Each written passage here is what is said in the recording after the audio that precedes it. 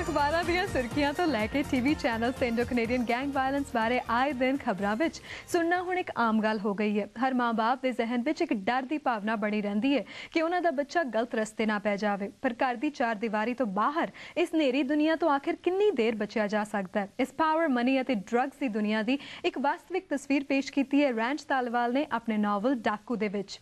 ਆਓ ਉਹਨਾਂ ਤੋਂ ਹੀ ਇਸ ਬਾਰੇ ਹੋਰ ਜਾਣਕਾਰੀ ਲੈਂਦੇ ਹਾਂ। Ranj, welcome to Chai Time. Thanks for having me. How are you? I'm good. Congratulations on your book. Oh, thank you very much. Looks great.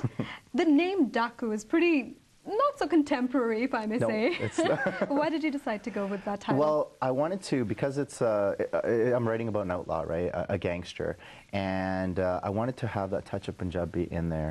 And even though Daaku is not used very much throughout the novel whatsoever, I wanted to point out to the families out here, outside of our community, that Daaku is a word that we do have, that's an outlaw, right? And instead of saying gangster or Indo-Canadian gangster, I thought, you know what, Daaku. No, it's definitely catching, although people who know the language, they might first think it's a bandit story or something. But I'm glad you clarified that. So how did the concept of the novel come about? Why did you decide to write on this subject? Well, there's been a lot of media and stuff, right? You know, just for the last 15 years, there's been quite a bit of violence within the Indo-Canadian gangs, and I've always been asked from people outside, just being Indo-Canadian, people outside the community are asking, like, why are you Browns killing each other off here? You know. I can't answer that question. I can only, give them a background to the culture and, how things happen within the culture and how there is violence, right? And so one day I just thought I'd sit down and start typing up, and I wanted to write. I love writing to begin with, right? But this issue, I thought, you know what, I want to see if I can do this, and I did. I started. That's how it came to, and that was the first novel I started writing on. Shed some light on the novel. Is it fictional? Is it real? It's absolutely fiction. It is? Okay. The only reality to it is the fact that we have Indo-Canadian gangs and there is gang violence. But Ruby Pandare, he's the protagonist, the main character in the novel. He is absolutely fictional. I made him up. I conjured him up out of thin air. And he comes from a lot of experiences I've had growing up in Surrey and things I've seen, things I've heard, rumors I've heard. I've had friends that got into the gang life, and just stories, rumors that you hear about people. I thought, you know what? I heard those 10 years before I even started writing this novel. Wow. But things that kind of stayed with me when I was writing, and I was like, oh, I remember hearing something similar to this. So, I drew it out into a story instead of something that, would be a one sentence that somebody would be saying to somebody, like, oh, this happened. I made it like 5 pages long, to conjure up the story. So in this novel, your character, Ruby Pandare, as you said, what makes him turn into a gangster? What makes him, turn into this bad person?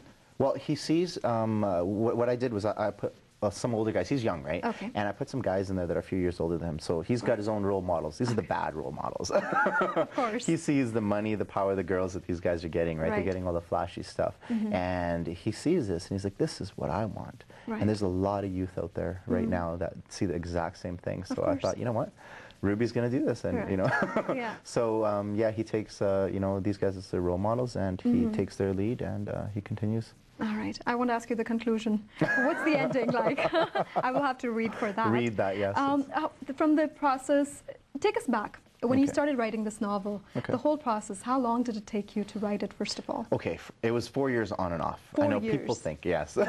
That's a long time. It does sound like a long time. But when I first started writing, I sat down, and the first word in this novel is the exact same first word I started with. Okay. So it just continued from there, and I think I did about 30 pages, on a computer. Right. And then life kind of got in the way, right? I was on it for a few days, or I think it was a couple weeks. No, it was about a week roughly, right? Okay. And I came out with like 30 pages. I was, this is great. I'm doing this, and then life gets in the way, and I think it was roughly about 8 months. I put it away, and then one day I was like, wasn't I doing something? I was writing a novel. So I picked it up again, and then I got into it for a few weeks, and whatever stories came to me at the time, what I did was I took Ruby into these situations, right? It was like whatever I felt like that day. It was like, what do I want this kid to go through now? Because he's kind of a mischievous, bratty kid. Like I started him off as a child, right? And just maturing him into the gangster was. It took the 4 years because it was on and off. Like at times there were 6 months I didn't do anything on it. For a few weeks I didn't do anything on it, right? But if I was to do it if I was to do this again, sitting few hours daily on it, it wouldn't take that long. Why don't you read us something from the book? Would you like to? You knew that was coming, didn't you? Yeah, I knew that was coming. Oh. Don't mean to put you on spot. Let's see. Oh, yeah. Let's see. The book cover looks amazing as well. It's very contemporary.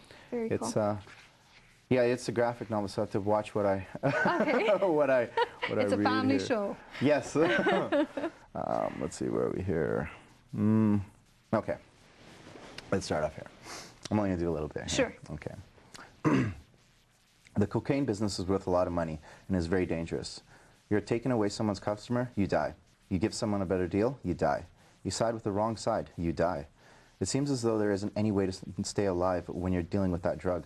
An ounce of cocaine can start someone up the ladder to the big time within a few months. When you've got the tools, you can do anything in life, anything. The tools for this trade are cocaine, a scale, customers, and balls. Cocaine is the lifeblood of the East Indian underground, and if you don't have what it takes, you'll be tossed out of the game. You have to have a no-fear attitude because criminals are just like wolves. We can smell fear, and when we do, we will pounce. So this is Ruby thinking to himself. Very interesting, very interesting. I would definitely read it myself, I promise you that. But good luck with everything. It's your first novel and you've accomplished so much already. Good luck. Thank you very much. Thanks for coming by. Okay. सेहत बारे जानकारी लेके असी हुणे वापस आए किते जायो ना